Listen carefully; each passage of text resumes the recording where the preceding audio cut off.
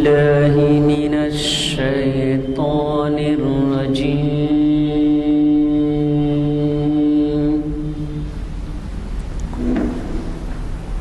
بسم الله الرحمن الرحيم.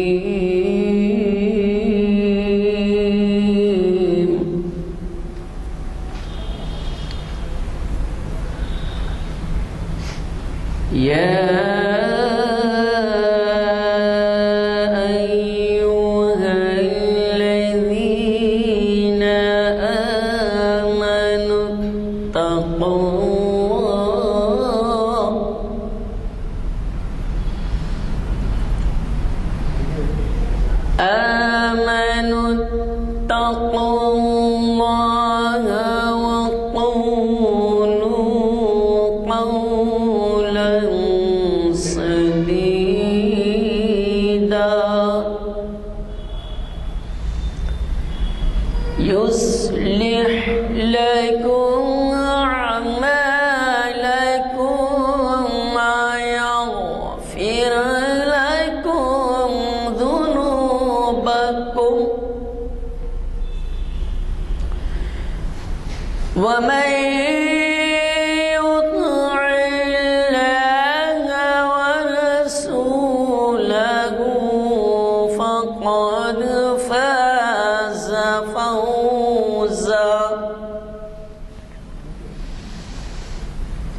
فقد فاز فوزا عظيما.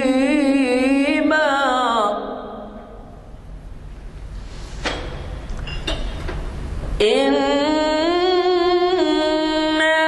عرضنا الأمانة على السماوات والأرض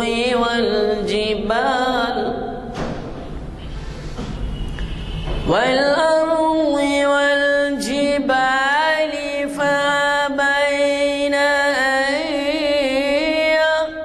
يحملنها واشفقن منها وحملها الإنسان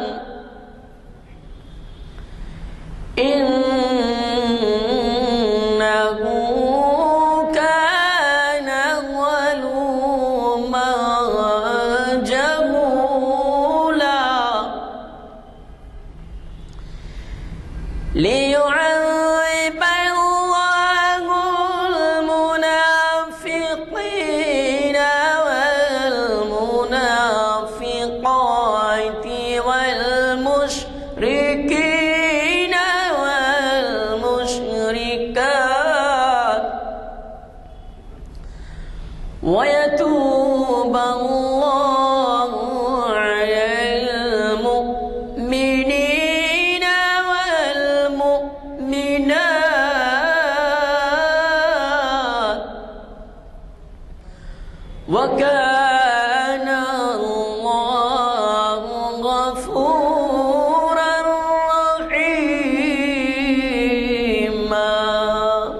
صدق الله العظيم. مقام پہ آپ ٹھہرتے ہیں معبد، اور وہاں آپ دودھ کے لیے کہتے ہیں. بکریاں سب چرنے چلی گئی ہیں اور ایک سوکھی بکری کھڑی ہوئی ہے، تو آپ مالکہ سے اجازت لے کے اس کو دودھ دھوتے ہیں، دودھ نکلتا ہے، آپ پیتے ہیں، ابو بکر پیتے ہیں، ساتھ ہی دوسرا بھی جو رہبری کرنے کے لیے غلام تھا وہ بھی پیا. تو اس وقت معبد رسول اللہ صلی اللہ علیہ وسلم کا حلیہ یا آپ کا جو خاکہ اس کے ذہن میں ہے وہ بیان کرتی ہے، اور بہت ہی اچھی انوکھے انداز میں ہے. چھوٹی سی نظم کے طور پہ ہے. بولی عفیفہ مادرے معبد میں کیا کہوں، حیران ہو کہ اس کا سراپا بیاں کروں. اوصاف اس حبیب کے میں کس طرح کروں، اس کے حسین وجود کو तशबीह किससे दूं, वो पैकरे जमील सरापा जमाल है, मेरी ज़बां से उसकी सिताइश महाल है। पाकी ज़रू कुशादा जबी चश्म सुरमगी, गर्दन बुलंद पुतलियाँ रोशन वो खद हसी, शीनी कलाम जादू बयां नुत्ख अंग भी, पैवस्ता अबरू वो गालिया मुँह जुल्फ अंबरी, दिल बस्तगी लिए हुए खामोश पुरवखार, आवाज़ पुरजलाल वह हमातम कनत शार। उसके रफ़ीक सुनते हैं तो नहीं बोलते नहीं, सुनते हैं तो बोलते नहीं, फरमान पर ज़बान कभी खोलते नहीं। अस्सलाम वालेकुम। अल्लाह का शुक्र है कि बारिश ने मदाखलत नहीं की, वरना हमेशा कि बारिश के मौसम में खुसूसन सितंबर के महीने में यह ख्याल गुजरता है कि महफिल क्या बारिश की वजह से कहीं रुकावट महफिल में पैदा ना हो। आज जैसे कि आप जानते हैं अभी अभी खिरात से आगाज़ हुआ और हमारे दरमियान एक शहर की अजीम शख्सियत जनाब ज़ियाउद्दीन नैयर साहब तशरीफ़ ला चुके हैं। जनाब मोहम्मद ज़ियाउद्दीन नैयर साहब से आप बखूबी वाकिफ़ हैं। वो इन महाफिल से मेरा अंदाज़ा है तकरीबन आगाज़ से ही वाबस्ता है, और फिर इससे पहले भी मैंने आपको बताया था कि जिद्दे में उनके बहुत कारनामे रहे हैं। जिद्दा में जो है उनके घर पे ही महाफिल होते थे और उनमें हम सब शिरकत करते थे। जब भी मैं जाता जिद्दा बराबर उनके पास शिरकत करता था। ये आजकल उनकी मसरूफियात इस वजह से भी बहुत बढ़ गई हैं कि वो हाल ही में जैसा कि मैंने कहा तामीर मिल्लत के सदर चुने गए हैं। आज उन्होंने बहुत ही अहम उन्वान अपनी मुखातिबत के लिए दिया है, और वो क्या है, इकबाल का आफाकी कारनामा। आफाकी से मतलब इंग्लिश में कहा जाए तो शायद इंटरनेशनल कहेंगे। तो आफाकी कारनामा इस वजह से है कि जहाँ तक मुझे मालूम है इकबाल के कलाम का बेहिसाब ज़बानों में तर्जुमा हो चुका है, और इकबाल के क़दरदां दुनिया के न सिर्फ उर्दू वाले फ़ारसी वाले बल्कि दुनिया के कई ज़बानों में ज़बानें जानने वाले भी मोतक़िद हैं उनके। बहरहाल हमें खुशी है कि आज वो एक अहम उन्वान से हमें मुखातिब कर रहे हैं। मैं उनसे गुजारिश करता हूँ कि शह नशीन पर तशरीफ़ लाएँ और अपने खिताब से हमें नवाजें। ऊपर हो जी, कुर्सी खींचो।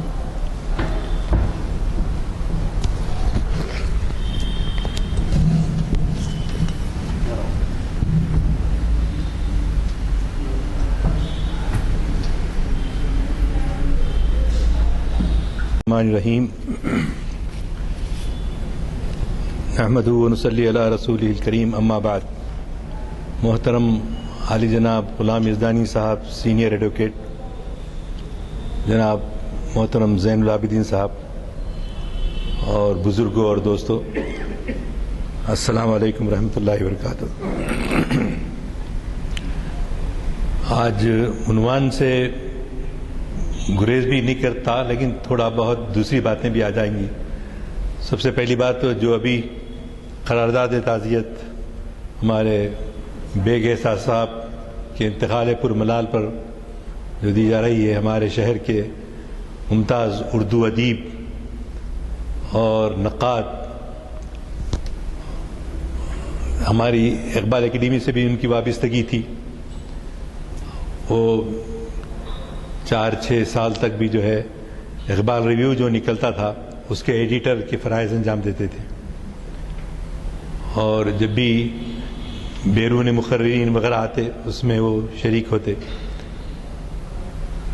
مجھ سے بات ہو کے تقریباً دو مہینے ہوئے کہ انہوں نے علامہ اقبال کی جو نظم ذوق و شوق ہے اس کے بارے میں گفتگو کرنے کے لیے مجھ سے کہا تھا، اور میں تقریباً 1 گھنٹہ ان کی ایما پر میں نے اپنے خیالات کا اظہار کیا تھا. اور ایک بہت ہی افسوسناک خبر یہ ہے کہ کسی کا انتقال پرملال نہیں ہوا، لیکن پوری قوم کا ہو رہا ہے. پوری قوم کو ایسے حالات سے دوچار ہو گئی ہے کہ اطلاع ملی کہ مدینہ منورہ میں 8 تھیٹر جو ہے قائم کیے جا رہے ہیں.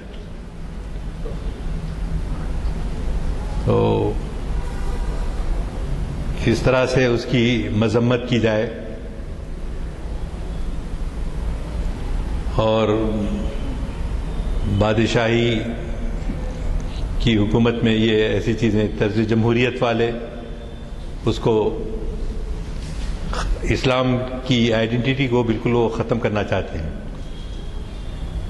بہرحال اللہ تعالیٰ ایسا تاریخ میں سے بہت سے مواقع آئے، تاتاریوں کے آئے، بعد میں حضرت مولانا شاہ ولی اللہ رحمۃ اللہ علیہ کا جہاد جو ہے، اور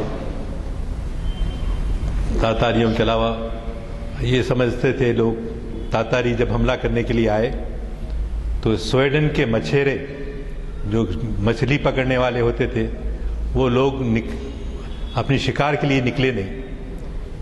کیوں نہیں نکلے؟ اس لیے کہ ان کو اندیشہ تھا کہ ہمارا وہاں خاتمہ ہو جائے گا. تو اس وجہ سے سویڈن کے مچھیرے تک وہاں تک جانا چھوڑ دیے تھے، اور لوگ یہ سمجھے کہ 1000 سال ہو گئے، اب اسلام کے دن پورے ہو گئے، اب اسلام جو ہے دوبارہ سرخرو نہیں ہوگا، سرخرو نہیں ہوگا، یہ ذہنوں میں تک آ گیا تھا. تو اسی طرح اس وقت جو ہے یہ بھی کہا گیا کہ سورج گہن اور چاند گہن ہوتے ہیں، اور سولار سسٹم لونار سسٹم کے لحاظ سے ہوتے ہیں. تو حضور اکرم صلی اللہ علیہ وسلم کے صاحبزادے حضرت ابراہیم کا انتقال ہوا. انتقال ہونے پر لوگ ایسا شک و شبہ میں، ہمارے پاس بھی بہت، ہمارے برادران میں تو بہت جلدی مبتلا ہو جاتے شک و شبہ میں. انفارچونیٹلی اس کے اثرات مسلمانوں پر بھی پڑے ہیں. مسلمان بھی جلدی جو ہے سمجھتے ہیں کہ اب ہمارے آفت آنے والی ہے. ایک صاحب کو دیکھا میں، ایسا راستے پہ ادھر سے جا رہے ایبٹس کی طرف سمجھے آپ، تو راستے میں جو ہے ایک بلی دوڑتے ہوئے چلے گی. ارے واپس چلو، منحوس وقت ہے، ٹھیک نہیں ہے. اس کو چھوڑ دے کے اس بلی کے آڑے آنے کی وجہ سے وہ پلٹ کر اپنا کام سب بھول گئے. تو اس طرح سے اس زمانے میں عربوں میں بھی ایسی کمزوریاں تھیں. تو حضرت ابراہیم کا انتقال ہوا تو انہوں نے کہا یہ ایسا کیوں نہ ہو، اس لیے کہ نبی محترم کے بیٹے کا انتقال ہوا ہے اور فطرت ساری دنیا جو ہے اس کے غم میں گرفتار ہے. اگر یہ کوئی اور کے سامنے یہ بات کہی گئی ہوتی، غور سے سمجھیے کہ اگر یہ کیفیت کسی اور کے ساتھ ہوتی تو رسول اللہ صلی اللہ علیہ وسلم کیا کرتے؟ رسول اللہ صلی اللہ علیہ وسلم نے کہا ایسا مت کہو کہ میرے بیٹے کے انتقال کی وجہ سے سورج گرہن ہو رہا ہے، ایسا مت کہو. اور اگر دنیا کا دوسرا یہ نرسمہا راؤ نام لینا مجبوراً، اس لیے کہ وہ لوگ ایسے شکی طبیعت کے ہوتے تھے کہ جو ہے اپنا مقام پیدا کرنے کے لیے یہ اعلان کرتے کہ ہاں رسول اللہ کے انتقال کی وجہ سے یہاں پر سورج گرہن ہوا. جبکہ آپ نے مذمت کر دی کہ نہ سورج نکلنے سے کچھ ہوتا ہے، سورج کو گہن لگنے سے کچھ ہوتا ہے، نہ چاند کو گہن لگنے سے کچھ ہوتا ہے، اللہ کی مرضی کی وجہ. تو ایک حدیث شریف میں اس کا ذکر آیا. تو میں یہ بتانا چاہتا ہوں کہ ہم بھی، ہمارے برادران وطن کی بہت ساری چیزیں ہمارے میں آ گئی. خود شادی کے رسوم و رواج میں اتنی بہت ساری چیزیں، نہ کبھی سانچک ہوئی، نہ کبھی چلا ہوا، مدینے میں ہوا، نہ کہیں بھی ہوا، لیکن آرزو ہے نا بھائی، بچوں کی ایک آرزو ہے، گھوڑا جوڑا اور یہ تمام چیزیں جو رواج ہم دے رہے ہیں، یہ ہمارے زوال کی علامتیں ہیں۔ ہم میں زوال کیوں آ رہا ہے کہ ہم جو ہے یہ سمجھتے ہیں کہ اوروں کی تقلید کرنی چاہیے، ہاں، اور اس کے دیگر بہانے، اس میں تو عورتیں لیڈنگ رول لیتے ہیں، لیکن مرد آدمی کو بھی چاہیے کہ عورتوں کے ذہن کو بنائیں، ان کو بتائیں کہ بھئی یہ سب غیر اسلامی چیزیں ہیں۔ تو آج کے اس عنوان کے تحت جو علامہ اقبال کا آفاقی کارنامہ ہے، آپ جانتے ہیں کہ علامہ اقبال کی جملہ 13 کتابیں ہیں، 13 کتابوں میں سے 9 کتابیں، 3 کتابیں جو ہے آپ کے نثر میں ہیں، پروز میں ہیں، اور باقی جو ہیں اس میں 6.5 کتابیں اردو میں ہیں اور 3.5 کتابیں فارسی میں ہیں۔ تو ان کتابوں سے اقبال نے جو دنیا کے حالات کو بدلنے کے لیے جو تصور دیا، کیونکہ اقبال صرف شاعر نہیں تھے بلکہ مفکر بھی تھے، متفکر نہیں تھے، مفکر تھے۔ اس فرق کو سمجھنا چاہیے، مفکر اور متفکر کیا ہوتا ہے۔ جو پریشانیوں میں گرتا نہیں، گھریلو پریشانی، نوکری چلی گئی کیا ہوگا، ہاں، بچہ جو ہے بیمار ہے کیا کیسا ہوگا، تو یہ سب کیا ہے، تفکرات ہیں۔ اور مفکر کیا ہوتا ہے؟ مفکر جو ہے علامہ اقبال کے جیسا ہوتا ہے، کوئی غم اس کو نہیں ہوتا، کسی بھی وجہ سے وہ پریشان نہیں ہوتا۔ کیوں کہ قرآن کی آیت ہے کہ تم جو ہے اللہ کے حضور پورا یقین رکھو، ولا تہینوا ولا تحزنوا وانتم الاعلون ان کنتم مؤمنین، تمہیں اپنے غم و گسار میں مبتلا نہ ہو، اس لیے کہ تم ہی بلند رہو گے بشرطے کہ تم مومن ہو، بشرطے کہ تم مومن ہو۔ مومن کیسے بن سکتے ہیں؟ مومن ہم بنانے کے لیے ہمارے نوجوانوں کو، خاص طور سے ہمارے بزرگوں کا کام یہ ہے کہ نوجوانوں کی تربیت کرنا۔ تربیت کیسی کی؟ اقبال کے والد نے، علامہ اقبال روزانہ ان کی دیوڑی میں، دیوڑیاں ہوتے تھے پہلے، دیوڑیاں ختم ہو گئے، ہمارے مرزا یوسف بیگ صاحب کو معلوم ہو کہاں کہاں باقی ہیں، کہاں ختم ہو گئے، اب ہم شمار بھی نہیں کر سکتے دیوڑیوں کا، لیکن ایک زمانہ تھا کہ وہ فلاں خورشید جا کی دیوڑی، وہ معین الدولہ کی دوڑی، وہ مبارز الدولہ کی دوڑی، مختلف قسم کی، لیکن اب جو ہے کوئی وجود نظر نہیں آتا۔ اور ہمارے بزرگ جو ہے جانتے ہیں بحیثیت ایک وکیل کے کہ کیا حیدرآباد تھا اور آج کیا حیدرآباد ہو گیا۔ تو عرض کر رہا تھا میں کہ دیوڑی میں بیٹھ کے علامہ اقبال 13-14 سال کی عمر کے تھے، قرآن شریف پڑھتے تھے۔ ان کے والد دیوڑی کا راستہ جو ہوتا نا، جاتے آتے آتے جاتے جو ہے چھیڑتے تھے بیٹے کو، بیٹے تم کیا پڑھ رہے ہیں؟ تو وہ بولتے، جواب دیے پہلے کہ قرآن شریف کی تلاوت کر رہا ہوں۔ پھر پوچھے، پھر 2-4 دن گزرنے کے بعد پوچھے تو جھلاہٹ کے ساتھ کہ بار بار ابا جان میرے کو ایسا سوال کرتے، تو ابا جان آپ بار بار مجھ سے کیا پوچھتے ہیں؟ میں تو قرآن پڑھوں، آپ کو بول چکا ہوں کئی دفعہ۔ تو انہوں نے کہا، بیٹے قرآن پڑھو تو ایسی پڑھو کہ تمہارے دل پہ اتر رہا ہے، نازل ہو رہا ہے، ایسا نہیں خالی طوطے کی طرح رٹ لیے۔ سوری ہمارے حافظ صاحب آپ کی طرف نہیں ہے اشارہ، لیکن جنرلی کہ قرآن کو یاد کرنے کی بھی ضرورت ہے، سمجھ کر پڑھنے کی بھی ضرورت ہے، اور اس کے مخارج کے ساتھ، اس کی تلاوت کے ساتھ بہترین طریقے سے قرآن پڑھنے کی تاکید کی گئی ہے، اور اس کے پیام کو اپنے رشتہ داروں، اپنے عزیزوں اور اپنے پڑوسیوں میں پھیلانے کی ضرورت ہے، جو یہ آخری کام ہم نے نہیں کیا۔ تو عرض کر رہا تھا کہ ابا جان پہ چڑھ کے جواب دیا، ابا جان آپ کو معلوم نہیں کہ میں قرآن پڑھ رہا ہوں؟ تو ہاں پڑھو، ضرور پڑھو، لیکن ایسا سمجھو کہ قرآن تمہارے دل پہ اتر رہا ہے۔ اور تربیت کس طرح سے ہوتی، آفاقی مقام کس طرح سے حاصل ہوتا؟ ایسا ہے کہ ایک جگہ یہی بچہ اقبال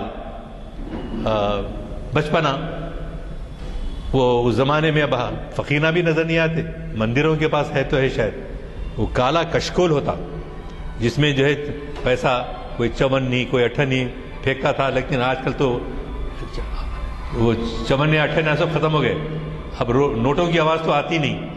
اب ہم لوگ البتہ مسجدوں میں جب نکالتے ہیں تو بڑی مشکل سے نکلتے رہتا، ڈھونڈتے رہتے کہاں سے ہم کو مسجد میں دینا ہے، کنٹریبیوٹ کرنا ہے۔ تو پہلے تو آواز آتی تھی، اب آواز بھی نہیں آتی، دیے نہیں دیے پتہ بھی نہیں چلتا۔ مسجد کے انتظامات ہوتے ہیں، اس کے اخراجات ہوتے ہیں، یہ سب جو ہے جمعہ کی نماز میں خاص طور سے ہمارے احباب ہم سب جو ہے دیکھتے رہتے ہیں کہ لوگ جو ہے دلچسپی نہیں لیتے۔ اللہ ماشاءاللہ اچھے لوگ بھی ہیں، لیکن اکثریت ابھی بھی ایسی ہے کہ ہم فی سبیل اللہ دینے کے لیے ہمارا ہاتھ ذرا مشکل سے کھلتا، جیب میں ہاتھ نہیں ڈالتے۔ ہمارے ایک دوست بولتے جیب میں ہاتھ نہیں ڈالتے، ہم لوگ عادی نہیں رہے۔ تو ہو رہا تھا کہ کشکول لے کے ایک فقیر گھر کے باہر آیا، اور اس زمانے میں جو بھی رواج تھا، پیسے دو اماں، کچھ تو بھی بولتا ہوگا۔ تو اقبال بچے، ہمارے بچے بھی ایسی شرارت کرتے نا، 12-13 سال کے رہے تو جا کے کیا کرے نو، اس کشکول کو ایک ڈنڈی سے، ایک لکڑی سے ہاتھ جو پکڑنے کی ہوتی ہے اس سے دھکا دے دیا۔ تو کیا ہوا، وہ چلر جو پیسے تھے پھیل گئے، گر گئے، اور یہ دور سے ان کے ابا جان دیکھ رہے ہیں کہ اقبال نے ایسی شرارت کی ہے۔ تو ذرا غصے کے چہرہ بنا کے جب انہوں نے اپنے بیٹے سے کہا، اور رونے لگے ایک دم، کہ قیامت کے روز جب مجھے رسول اللہ پوچھیں گے صلی اللہ علیہ وسلم کہ تمہیں ہم نے، اللہ تعالیٰ نے تمہیں ایک اولاد عطا کی تھی، لیکن اس کی بھی صحیح تربیت نہیں کر سکے تم، وہ جو ہے غریب کے دل کو دکھایا، پانی پانی کر گئی مجھ کو یہ قلندر کی بات، پانی پانی کر گئی مجھ کو قلندر کی یہ بات۔ جی، تو جھکا جب غیر کے آگے، نہ من تیرا نہ تن، تو جھکا جب غیر کے آگے، نہ من تیرا نہ تن۔ تو لہذا آپ پریشان ہو کے بیٹے سے مخاطب ہو کر کہنے لگے، میں اللہ کو کیا جواب دوں گا، میں رسول اللہ کو کیا صورت دکھاؤں گا کہ جب مجھ سے سوال ہوگا کہ تم نے اپنی بیٹے کی تربیت کیسے کی۔ تو یہ نقطے جو ہے اقبال کی زندگی میں ہم کو ملتے ہیں، تو کس لیے ہم کو مہمیز دیتی ہیں، ہم کو ابھارتی ہیں کہ ہم کو اپنے رویے میں، اپنے فکری رویے میں تبدیلی کیسے لانا چاہیے۔ تو حالات جو بھی ہو رہے ہیں اس میں ہم کو پریشان ہونے کی ضرورت نہیں ہے، کیوں کہ قرآن نے ہم کو بار بار یہ میسیج دیا ہے کہ اللہ کی معیت تمہارے ساتھ ہے، بشرطے کہ تم مومن ہو۔ کس طرح سے حضور اکرم صلی اللہ علیہ وسلم نبی محترم اور رفیق راہ طریق حضرت صدیق رضی اللہ تعالی عنہ مقام ہجرت کے سفر میں ہیں، اس کی تفصیلات میں نہیں جاؤں گا میں، لیکن یہ کہ پلان کے مطابق ہم بھی گئے وہاں پر، حضرت بھی گئے ہوں گے کہ غار ثور پر کس طرح سے یہ ایک رات کا سفر طے کر کے دونوں حضرات حضور اکرم صلی اللہ علیہ وسلم اور حضرت ابوبکر صدیق جو ہے دونوں ایک غار ثور میں مقیم ہیں، دشمن سے چھپے ہوئے ہیں۔ اس میں تھکنے سے حضور اکرم صلی اللہ علیہ وسلم کو نیند آ گئی، اور آپ جو ہے اپنا سر مبارک حضرت ابوبکر صدیق کے مانڈی پر رکھا، اس میں ایک سانپ آ کے ایسا سوراخوں کو بند کرنے کے لیے حضرت ابو بکر صدیق نے کیا کیا تھا؟ اپنی خمیص کے ٹکڑے پھاڑ پھاڑ کے جہاں جہاں سوراخ ہے وہاں پر لگایا تھا کہ ہمارے آقا کو کوئی دھکا نہ پہنچے. تو آپ کو نیند لگ گئی اور حضرت ابو بکر صدیق کو سانپ ڈس دیا, اور سانپ ڈسنے سے جو زہر سے اس کی کیفیت سے جو ہے پورا جسم شرابور ہو گیا پسینے سے, لیکن آپ حرکت نہیں کرتے کہیں اپنے آقا کی نیند خراب نہ ہو جائے. تو جب پیشانی مبارک پر آپ کا خطرہ گرا چہرے پر تو آپ بیدار ہو گئے. بولے ابو بکر کیا بات ہے, پریشان لگتے ہو؟ تو حضور دشمن تلاش کرتے کرتے یہاں تک پہنچ گیا ہے, کہیں وہ ہم کو دیکھ نہ لے. تو سورہ توبہ میں آپ نے وہ پڑھا ہوگا آیت لا تحزن ان اللہ معنا, غمگین نہ ہو, رنجیدہ نہ ہو, بے شک اللہ ہمارے ساتھ ہے. مگر وہ کیفیت جو ان کے منہ سے نکلی, وہ کیفیت ہونا, وہ یقین ہونا, یقین محکم, اس یقین کی وجہ سے جو ہے دشمن بھی چلا گیا اور جانیں بھی بچ گئی. اور یہ اللہ کا وعدہ سچا ہوا کہ ہم کو کیسے بھی حالات ہوں, لیکن ہم اگر اس پہ یقین رکھیں اللہ کے مدد کا, تو انشاءاللہ غار ثور میں ہی وہ واقعہ ختم نہیں ہوگا. اللہ آج بھی زندہ ہے جس طرح سے غار ثور میں زندہ تھا. اس میں روزانہ ہم آیت الکرسی پڑھتے ہیں, نماز کے بعد پڑھتے ہیں, اور سونے سے پہلے بستر پہ پڑھ کے سوتے ہیں. تو کیا ہے؟ لا تأخذہ سنۃ ولا نوم, نہ ان کو نیند آتی ہے نہ اونگ آتی ہے. کس کو؟ جو اللہ پر پورا یقین رکھتے ہیں. تو بالکل اسی طرح ہم لوگوں کو چاہیے کہ تذبذب, میں لوگ بولتے تھے بھائی مختلف اصطلاحیں استعمال کرتے ہیں, تو آپ کیا استعمال کرتے ہیں؟ مذبذبین بلم, یعنی تذبذب کا شکار. تو تذبذب اللہ ہے کہ نہیں کی, خدا ہے کہ نہیں کی, مرنے کے بعد پھر زندہ ہوتے کہ نہیں ہوتی. سورہ عما یتساءلون کی آخری آیت ہے یہ کنت ترابا, کاش کہ میں مٹی ہو جاتا. آدمی یہ بولے گا کہ میں کاش عذاب قبر سے ڈر کے کہیں میں جو ہے مٹی نہ بن جاؤں. کنت ترابا, بہتر ہوتا کہ میں مٹی بن جاتا اس کے عذاب سے ڈر. تو ہم کو کسی صورت میں بھی مایوسی ہمارے قریب پھٹکنے نہیں دینا, اور یقیناً کچھ نہیں ہوتا انشاءاللہ العزیز المستعان. حالات بہت خراب ہیں, بیرونی ہیں, اندرونی ہیں, سب کچھ ہے, لیکن اللہ کی مدد کا وعدہ اپنے دل میں یقین کے ساتھ بٹھائیں. یقین محکم عمل پہ ہم محبت فاتح عالم, جہاد زندگانی میں یہ ہم مردم کی شمشیریں. اسی طرح ہم جو ہے دوسری اہم بات چھوڑ دی ابھی جو میں تذکرہ کر رہا تھا, کہ زیادہ سے زیادہ اللہ کے راستے میں کنٹریبیوٹ کرنا, مسجد کے چندے میں ہو یا فقراء ہوں یا اپنے پڑوس میں رہنے والے ہوں, سب کے لیے ایثار و قربانی کے جذبہ جو ہے ہم میں مفقود ہوتے جا رہا ہے. اس کو زندہ کرنے کی ضرورت ہے. کس طرح سے؟ اسی طرح سے کہ حضرت ابو بکر صدیق جو ہے ہمیشہ ہر جنگ میں جب حضور صلی اللہ علیہ وسلم اپیل کرتے تو اپیل میں سب سے زیادہ گھر کا جتنا اثاثہ ہے سب لا کے دے دیتے, حضور کی خدمت میں پیش کر دیتے. اور حضرت عمر اکثر جو ہے کوشش میں رہتے تھے کہ میں حضرت ابو بکر سے آگے بڑھ جاؤں, خیرات میں دینے میں آگے بڑھ جانے کی کوشش رہتی. تو جنگ تبوک کے وقت جو ہے حضور بہت سخت گرمی کا زمانہ, تبوک میں مدینے سے تبوک تک جانا, تو اس راستے میں جاتے ہوئے تبوک کے راستے میں کچھ لوگ تھے, ہم آج جائیں گے, کل جائیں گے, پرسوں جائیں گے, اللہ نے ہم کو اچھے گھوڑے دیا ہے, اچھے اونٹ ہیں, اثاثہ ہے, لہٰذا ہم حضور صلی اللہ علیہ وسلم چلے گئے تو کیا ہوا, ہم بعد میں جا کے مل لیں گے ان سے. اور حضرت ابو بکر صدیق اپنا سارا مال لا کے رکھ دیے. تو حضور صلی اللہ علیہ وسلم پوچھے, اے ابو بکر تم نے گھر والوں کے لیے کیا چھوڑا؟ تو حضور اکرم صلی اللہ علیہ وسلم نے آپ کے لیے تنخواہ جو مقرر کی جاتی ہے آپ خان وان بیچنا کرنا چھوڑ دیں. تو اب سب کا خیال تھا تو حضور حضرت ابوبکر نے بھی قبول کر لیا. لیکن آپ یقین جانیے کہ کیسے لوگ تھے وہ کہ جب ان کا انتقال ہوا 2 سال 6 مہینے کے بعد تو انہوں نے وصیت کر دی تھی اپنی بیوی کو اپنے بچے کو کہ جو بھی مجھ سے خلافت کا معاوضہ ہر ماہ ملتا تھا میں پورے رقم جو ہے 2.25 سال کی میں بیت المال میں واپس کر دوں.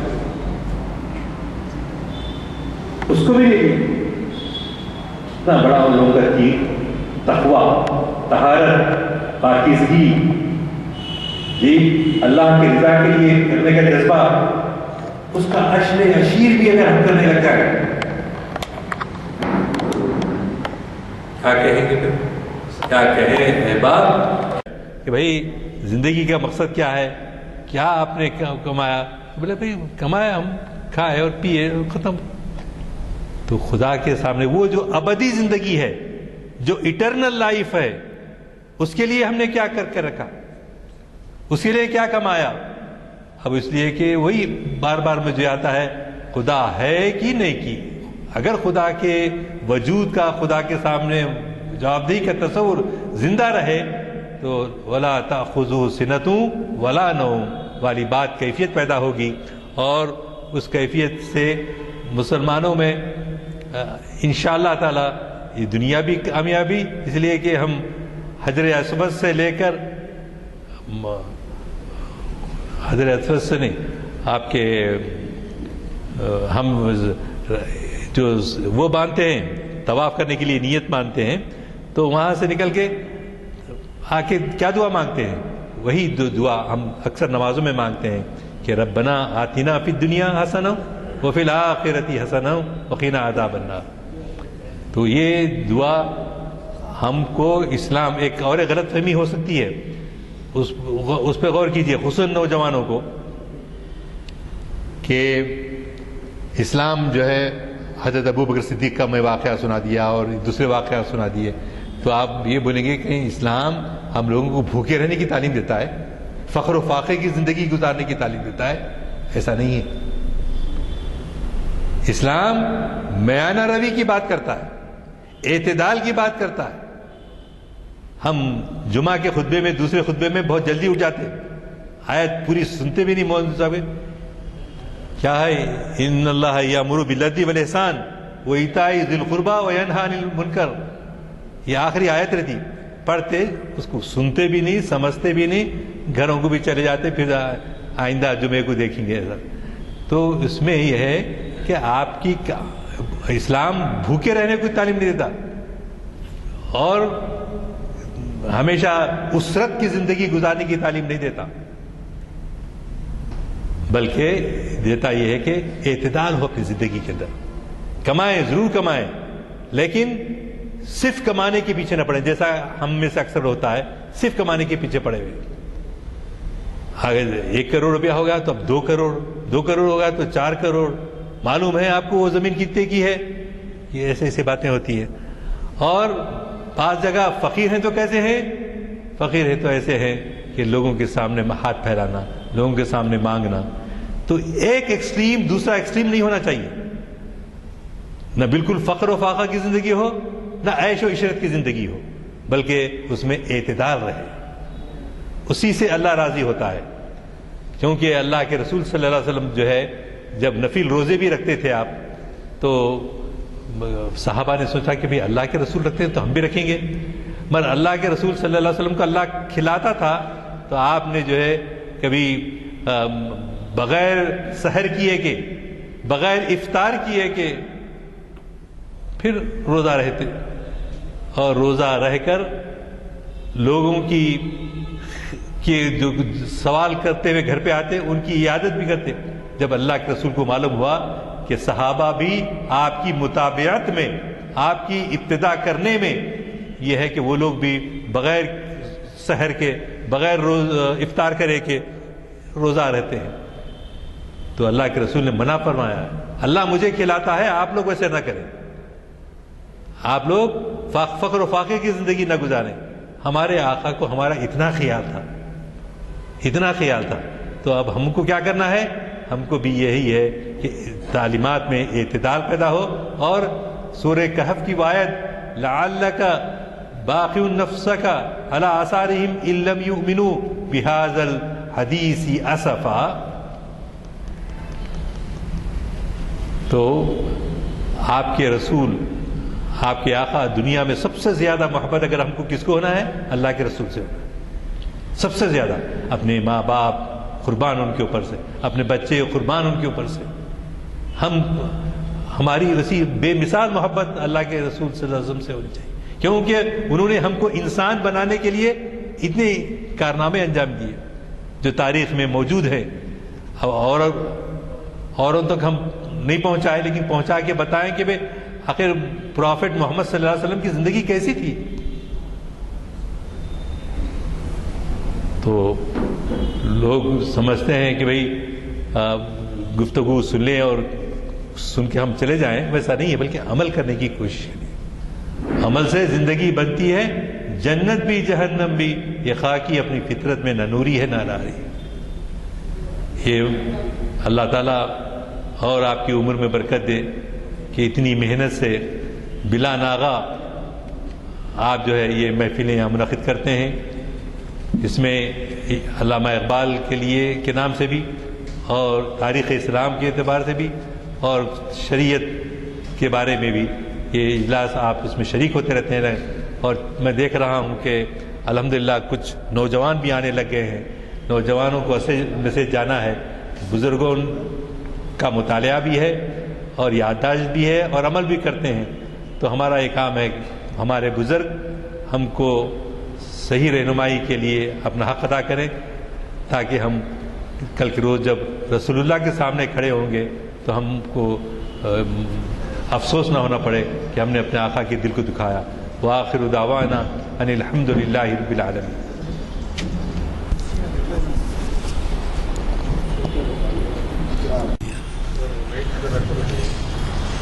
السلام علیکم. مجھے اس بات کی خوشی ہے کہ ہمارے مخرجین صاحبین عنوان سے انصاف کرتے ہیں، اور جب کبھی وہ تشریف لاتے ہیں تو اتنی تیاری سے آتے ہیں کہ عنوان کے ہر پہلو پر روشنی پڑتی ہے. میں پچھلے محافل کا جب سے آغاز ہوا ہے یہ گزارش کرتا آیا ہوں کہ آپ سب حضرات نوجوانوں کی اس محفل میں شرکت کے لیے توجہ کریں. بات یہ ہے کالجز نہیں ہے، اسکول کو جانے کی تعداد کم ہے. آپ جب یہاں بیٹھے ہیں تو یہ سوچئے کہ بچے دن بھر اور رات بھر یا تو گھر کے یا محلے کے، تو ایسے موقع پر ان نوجوانوں کو اگر آپ لیتے آئیں یا مشورہ دیں، اپنے اپنے مساجد میں اعلان کریں، تو مجھے قوی توقع ہے کہ نوجوان اس دن محافل سے استفادہ کریں گے جن کا سلسلہ 2 دہوں سے زائد سے چل رہا ہے. میں نے اس سے پہلے بھی ایسی اپیل کی تھی، تو آج چند نوجوان نظر آ رہے ہیں. انہیں یہ ہو رہا ہے کہ عمر رسید حضرات یہاں پہ تشریف رکھتے ہیں. مجھے قوی توقع ہے کہ آپ ان جانب توجہ کریں گے. بلکہ میرا خیال ہے کہ ایک ایک مدرسہ اور ایک ایک مسجد میں اگر یہ اعلان کر کے کہ بھائی ایک وین لے لیں گے، وین میں بچوں کو بٹھا کے لے جائیں گے، اور ایسی محفل. بات یہ ہے محفل سے نہ صرف دینی معلومات ہوتے ہیں بلکہ اسلامی تہذیب، ہم کس جگہ کس طرح ایک جگہ بیٹھتے ہیں، ایک مشورہ دینے کا سنتے ہیں، اس پہ عمل کرنے کی کوشش کرتے ہیں. یہ سب شانہ بشانہ اگر بیٹھے تو ان کو ہمارے کلچر سے بھی قربت ہوگی. علمی صلاحیتوں میں تو اضافہ ہوگا ہی ہوگا، لیکن یہ بھی جاننے کی کوشش ہوگی کہ آداب محفل کیا ہیں اور کس جگہ کس طرح ایک جگہ بیٹھنے کے فوائد ہیں. آج کے خطاب کے بارے میں تو میں اتنا ہی کہوں گا کہ ضیاء الدین میر صاحب نے ہمیں بہت سے ایسے پہلوؤں پہ ہمارے لیے رہنمائی کی اور روشنی ڈالی کہ جس کا اللہ تعالیٰ انہیں اجر دے. اب آپ محافل کے اگلے محافل کے جو پرچے آئے ہیں ان کو لیتے جائیے. میں سمجھتا ہوں تقسیم ہوئے ہیں، اگر نہیں بھی ہوئے ہیں تو آپ وہ لیتے چاہیے. اگلے محافل میں کہاں ہے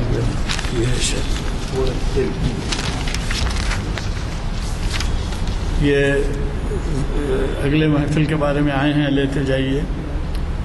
متین الدین قادری صاحب کا واعظ ہے جمعہ کے دن، اور قرآن مجید کا تصور تاریخ ڈاکٹر لقاء الحق. یہ جرمنی میں 18-20 سال گزار کے آئے ہیں، اور اسلام کا 927واں لیکچر ان کا ہے، قرآن مجید کا تصور تاریخ.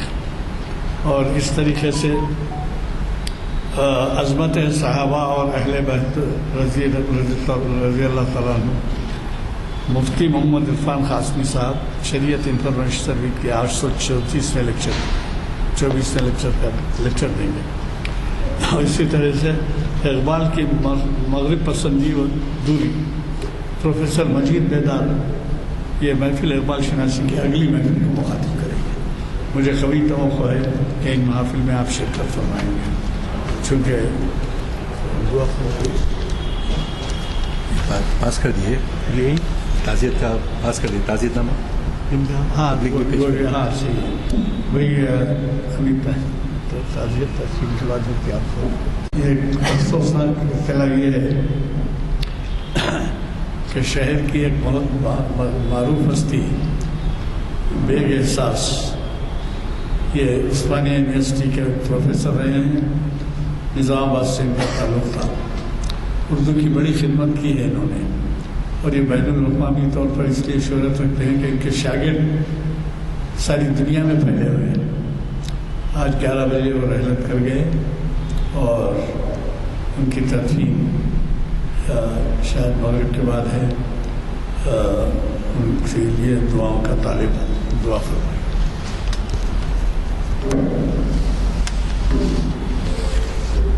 اللهم صل على سيدنا شفيعنا نبينا وحبيبنا ومولانا محمد بارك وسلم. ربنا آتنا في الدنيا حسنة وفي الآخرة حسنة وقنا عذاب النار. ربنا هب لنا من لدنك ذرية طيبة إنك سميع الدعاء. اللهم ارزقنا توبة نصوحا قبل الموت. اللهم ارزقنا شهادة عند الموت. اللهم ارزقنا جنة ونعيما بعد الموت. اللهم إنك عفو كريم تحب العفو فاعف عنا يا كريم يا ستار يا عزيز يا غفار. ربنا هب لنا من لدنك ذرية طيبة. يا الله يا رحمن يا رحيم يا كريم يا ستار يا عزيز يا غفار. اللهم اغفر له وارحمه واعف عنه وادخله واسكنه في الجنة. ربنا اللهم اغفر له وارحمه واعف عنه وادخله واسكنه في الجنة. اللهم اغفر له وارحمه.